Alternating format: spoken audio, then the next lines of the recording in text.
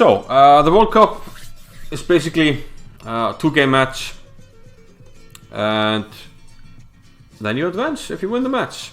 If the match is tight, you will play a tiebreak, rapid games, and then on, some blitz games, and then an Armageddon game.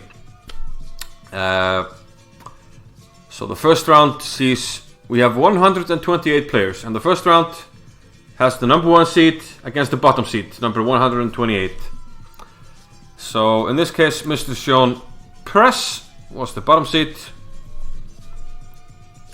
and he qualified to the World Cup as the second place finisher in the zonal. He's from Papua New Guinea, and let's look at it from the black side, because Ding is super duper strong. I mean, it's not much of a spoiler. Shaun Press is rated about 1900. Still a FIDE master, because he got a very good result in at the Olympiad for Papua New Guinea. And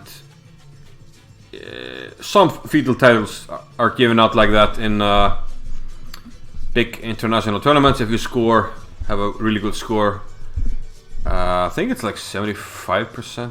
I don't know, but he scored okay, and he got his FIDE title from the Olympiad, playing for Papua New Guinea. He's also an arbiter and apparently a chess player. So he plays second. Nobody can take that away from him. So he gets the experience here to play against Ding Liren, and he goes for the Closed Sicilian, which you do not see very often at top levels or grandmaster level these days. Don't think there's objectively anything wrong with this opening.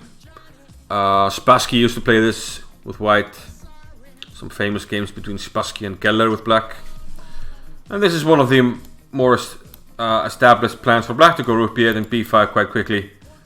And very often you save the knight on g8 a little bit, covering the h6 square. b5, knight g2, the normal moves for white. b4, knight goes to d1.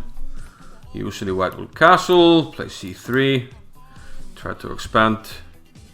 But Ding goes h5 here, very interesting idea. He's not giving his opponent much respect. He's going to go for an attack if he castles. h3. If he castles, probably h4. So he plays h3, intending to meet h4 with g4. But now e6, and despite having weakened the position somewhat with h5, there's no bishop h6 now, so we can play knight g2 e7. There's no bishop h6, and now there's certainly no bishop h6. a5. This square is well under control, which is important for black. Rook b1, and now Ding castles. And this looks a bit scary because, well, g4, and we open the h-file. White looks a little bit more ready to put something on the h-file, although it takes a long time. But here, a very important move by black. This move you have to know to play these structures with white or black. You can sometimes get similar structures if you play the English opening like I do, the Closed Sicilian reversed. So what is the move that you absolutely have to play here?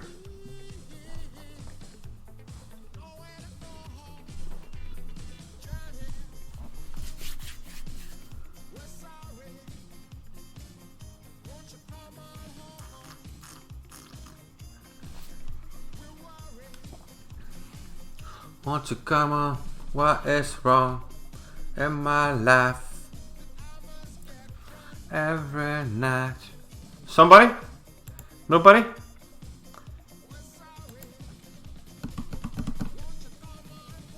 Yes, this is a Ding Liren game.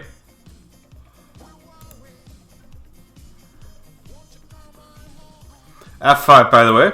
Correct. It's very important not to allow white to play f5, because then you, well, it's very dangerous. You open up for white's pieces, the bishop Can come to h6. The pawn is threatening to go to f6 already. You open up for the knight. Catastrophic.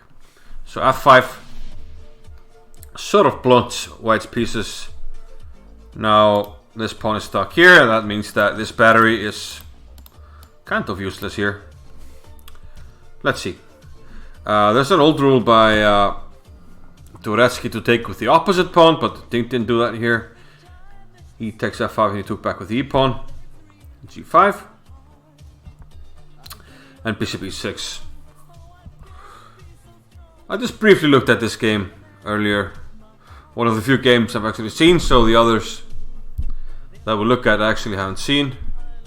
Knight d5, bishop e3. Doesn't want to give up this bishop because, well, if he does have a lot of potentially weak dark squares. Knight d4 now. Some trades. And yeah, Ding is eyeing these weak squares here. e3 and c3. Rook to e1.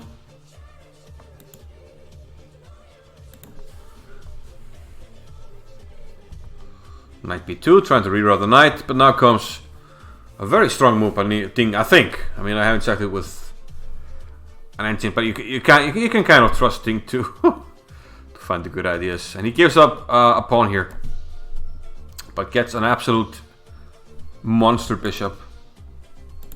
And yeah, this is interesting because very often people are reluctant to give up material, but Black's activity here is just way too much. Rook e8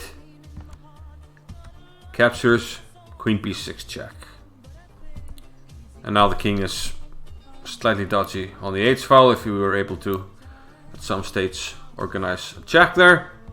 Rook e8, d5, knight on the rim, and this pawn is very weak.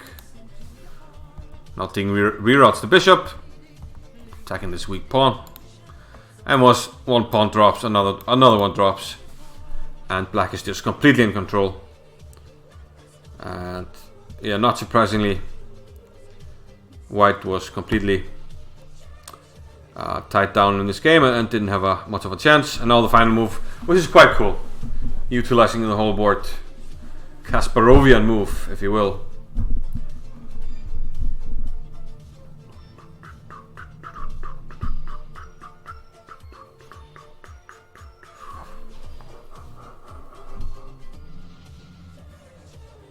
Total dark square control, indeed.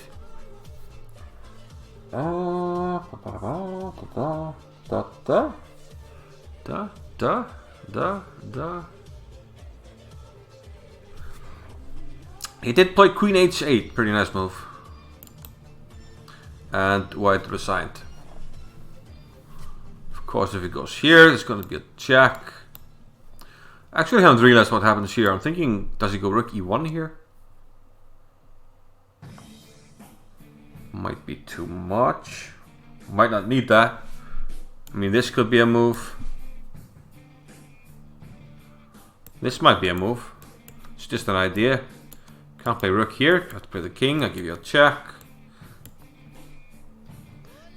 And then d4 maybe. Bishop here. Checkmate.